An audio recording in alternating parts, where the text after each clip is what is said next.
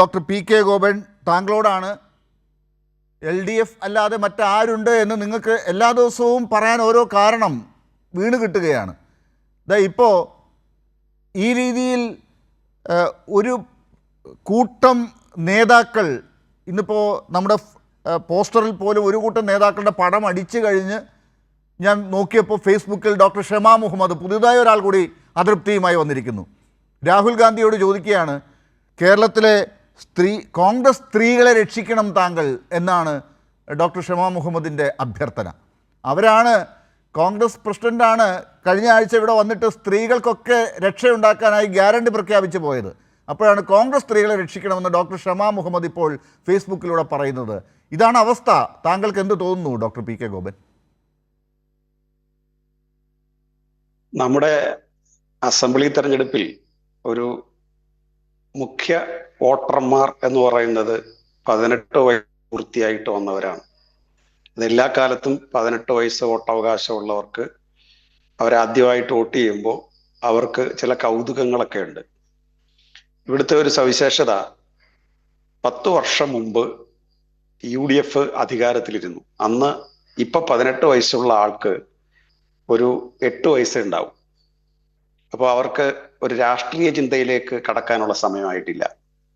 അവർ രാഷ്ട്രീയ ചിന്തയിലേക്ക് കടന്ന ആദ്യ തെരഞ്ഞെടുപ്പാണിത്. ഇപ്പോൾ കഴിഞ്ഞ 10 വർഷമായിട്ട് LDFന്റെ ഭരണമാണ്.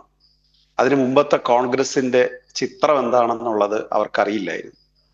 പക്ഷെ കഴിഞ്ഞ 1-2 ആഴ്ചക്കാലമായി അത് ശ്രദ്ധിക്കുന്ന പുതിയ വോട്ടർമാർ, കന്നി വോട്ട് ചെയ്യാൻ കാത്തിരിക്കുന്ന, കരള് നിറയെ സന്തോഷവുമായിട്ട് അല്ലെങ്കിൽ ഒരു പ്രത്യേക രാഷ്ട്രീയ അനുഭൂതിയുമായി കാത്തിരിക്കുന്ന അവരെ സംബന്ധിച്ച് LDFന് കോൺഗ്രസിനെ വെളിപ്പെടുത്തി കൊടുക്കേണ്ടുന്ന ഒരു സാഹചര്യം ഉണ്ടായില്ല എന്നുള്ളത് LDFന് ഒരു പ്രത്യേകത ഉള്ള ഒരു കാര്യം കൂടിയാണ്. കാരണം നമുക്കൊരു വലിയ ജോലി അതിനകത്ത് വരുന്നില്ല, എന്താണ് കോൺഗ്രസ് എന്ന് കാട്ടിക്കൊടുക്കാൻ. കഴിഞ്ഞ കുറച്ച് ദിവസങ്ങളിലായി കോൺഗ്രസിന്റെ സ്ഥാനാർത്ഥി ലിസ്റ്റ് നമ്മുടെ പ്രതിപക്ഷ നേതാവ് പറഞ്ഞത്, പൊതുവയാത്ര തിരുവനന്തപുരത്ത് എത്തുമ്പോൾ സ്ഥാനാർത്ഥികളും ഞങ്ങൾക്ക് പ്രഖ്യാപിക്കാൻ കഴിയും. അത് കഴിഞ്ഞിട്ട് അദ്ദേഹം അവകാശപ്പെട്ടത്, ഇലക്ഷൻ കമ്മീഷൻ ഇലക്ഷൻ പ്രഖ്യാപിച്ചിട്ടില്ല, ഒരു പാർട്ടിയും അതുകൊണ്ട് ഇപ്പൊ സ്ഥാനാർത്ഥിയെ പ്രഖ്യാപിക്കേണ്ടതില്ല. CPM ആയാലും BJP ആയാലും കോൺഗ്രസ് ആയാലും ഇങ്ങനെ അദ്ദേഹം പറഞ്ഞത്. ഇവരെല്ലാവരും സ്ഥാനാർത്ഥികളെ പ്രഖ്യാപിക്കുന്നത് തെരഞ്ഞെടുപ്പ് പ്രഖ്യാപിച്ചിട്ട് മതി, ഞങ്ങളെല്ലാം റെഡിയാണ് പ്രഖ്യാപിക്കാൻ എന്നൊരു വാചകം അദ്ദേഹം പറഞ്ഞു. ഇലക്ഷൻ കമ്മീഷൻ 4 മണിക്ക് പത്രസമ്മേളനം നടത്തുന്നു. 4:30 ആയപ്പോൾ CPIയുടെ സ്ഥാനാർത്ഥി ലിസ്റ്റ് സഖാവ് ബിനോയ് വിശ്വം വെളിപ്പെടുത്തി. 5 മണി എന്നൊരു മണിയായപ്പോൾ CPIയും CPMും തമ്മിൽ ഒരുമിച്ച് പത്രസമ്മേളനം നടത്തണ്ട എന്നുള്ളത് കൊണ്ട് ആദ്യം CPI നടത്തട്ടെ എന്ന നിലപാട് വലിയ കക്ഷിയായി CPM എടുത്തു. 5 മണിയായപ്പോൾ AKG സെന്ററിൽ പത്രസമ്മേളനം വിളിച്ച് സഖാവ് MV ഗോവിന്ദൻ മാഷ് CPIഎമ്മിന്റെ ചിഹ്നത്തിൽ മത്സരിക്കുന്ന, പ്രധാനമായിട്ട് ചിഹ്നത്തിൽ മത്സരിക്കുന്ന എല്ലാ സ്ഥാനാർത്ഥികളുടെയും ലിസ്റ്റ് വെളിപ്പെടുത്തി.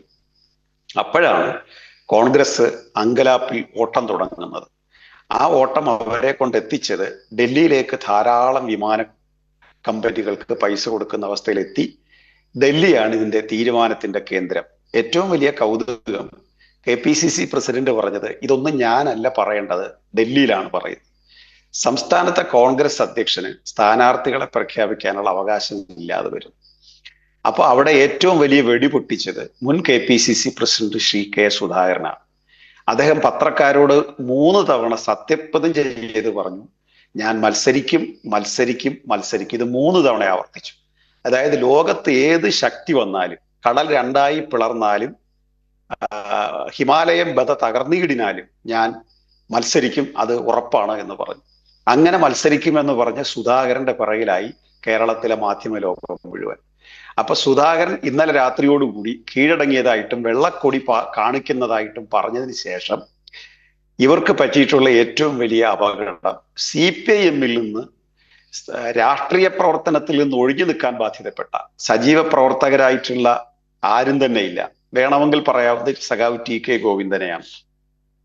അപ്പോ സജീവ പ്രവർത്തകരല്ലാതെ രാഷ്ട്രീയത്തിൽ നിന്ന് ഒഴിഞ്ഞു നിൽക്കേണ്ടി വന്ന, തനിക്ക് അസുഖമാണെന്നും ഒരു പ്രവർത്തന രംഗത്തേക്കും കടക്കാൻ കഴിയില്ലെന്നും സൂചിപ്പിച്ച ശ്രീമതി ഐഷ പോറ്റി അതുപോലെ 75 വയസ്സിന്റെ പ്രായപരിധി മാറി അതിന്റെ അടിസ്ഥാനത്തിൽ മാറി നിൽക്കേണ്ടി വന്ന 80 വയസ്സുള്ള സഖാവ് ജി സുധാകരൻ, ഇവരെയൊക്കെ കിട്ടി താലോലിച്ച് ഇടതുപക്ഷത്തിന്റെ വീക്ക്നെസ് എന്ന് പറഞ്ഞ് ചൂണ്ടിക്കാണിക്കാൻ തുടങ്ങിയപ്പോഴാണ് എവിടുന്നൊക്കെ ഇടതുപക്ഷ സ്ഥാനാർത്ഥികൾക്ക് പിന്തുണ കൊടുക്കാൻ ഇവർ തീരുമാനിച്ചോ അവിടെ എല്ലാം ഇവർക്ക് അവരുടെ പാർട്ടിയിലെ ആളുകളെ തൃപ്തിപ്പെടുത്താൻ കഴിയാതെ റിബലുകളുണ്ടായി. ഉദാഹരണത്തിന് അമ്പലപ്പുഴയിൽ KPCC സെക്രട്ടറി, കൊട്ടാരക്കരയിൽ കഴിഞ്ഞ പ്രാവശ്യം സഖാവ് ബാലഗോപാലിന്റെ നേരെ എതിരാളിയായിട്ട് മത്സരിച്ച UDF-ലെ വനിത, അവർ BJP-യിൽ പോയി.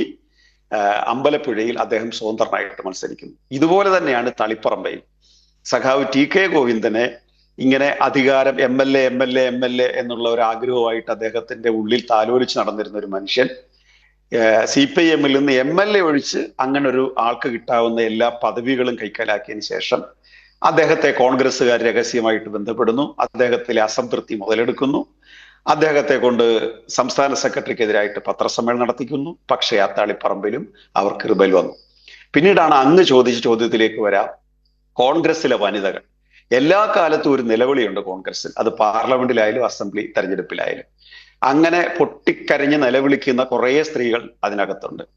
അതിപ്പോ ലീഗിലും ഉണ്ടായി. ലീഗിന്റെ ദേശീയ നേതൃത്വത്തിൽപ്പെട്ട വനിതാ നേതൃത്വത്തിൽപ്പെട്ട ഒരു വനിത ഉൾപ്പെടെ പുറത്തേക്ക് വന്ന് പരാതി പറയുന്ന അവസ്ഥയുണ്ടായി. പാണക്കാട് ശിഹാബ് തങ്ങളുടെ അപ്രമാദിത്വം പൊളിച്ചുകൊണ്ട് അത്തരം കുറച്ച് പോളിഷായ ഭാഷയിലാണ് അവർ സംസാരിച്ചതെന്ന് മാത്രമേ ഉള്ളൂ.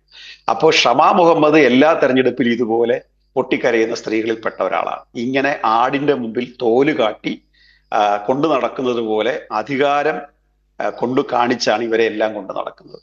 അപ്പോൾ അതിന്റെ ഭാഗമായിട്ട് ഷമാ മുഹമ്മദിന്റെയും പൊട്ടിത്തെറിയുണ്ടായി. ഇതെല്ലാം കുറച്ച് ദിവസം കൊണ്ട് കുറെയൊക്കെ ഒതുക്കും.